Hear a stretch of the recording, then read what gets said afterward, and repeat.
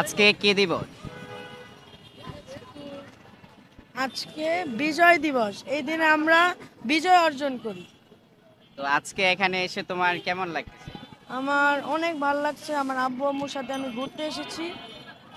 আহ, এই জিনিসটা আমার অনেক ভালো লাগে। আমরা প্রত্যেক দিবসে এমন করি। আমার 21শে ফেব্রুয়ারি, 26শে মার্চ, 16ই ডিসেম্বর আমরা আমার পরিবার নিয়ে এভাবে ঘুরি।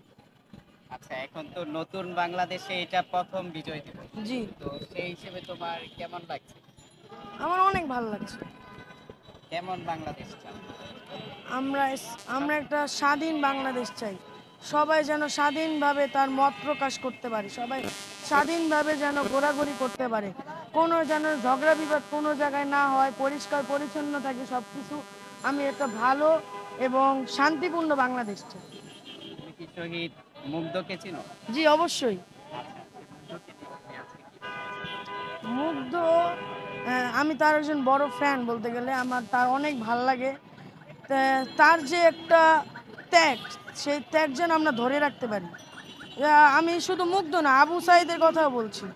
তিনি অনেক আমাদের মানে এই যে কোঠা আন্দোলনটা, সেটার কোঠা আন্দোলনের যে বিজয়টা, হ্যাঁ, কোঠা আন্দোলনের যে বিজয়টা, সবারই একটা অবদান আছে বড়। তাদের জন্য আমি বলছি, তাদের ত্যাগ যেন আমরা কখনোই না বলি। আচ্ছা, তোমার কেমন লাগতেছে এই বিজয়ের দিবস? আমার অনেক ভালো লাগতেছে। তুমি কেমন বাংলাদেশ আশা করো? আমি যেন ভালো বাংলাদেশ চাই। আমি ভালো বাংলাদেশ চাই, কেমন? যেন সুন্দর বাংলাদেশ, পরিবেশ ঠান্ডা, এরকম বাংলাদেশ চাই আমি।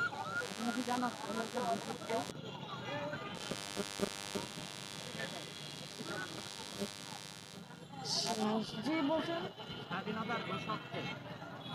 বঙ্গবন্ধু শেখ মুজিবুর রহমান। স্বাধীনতার ঘোষক। স্বাধীনতার ঘোষক। জিয়াউর রহমান। ও, সরি সরি, জিয়াউর রহমান। আমরা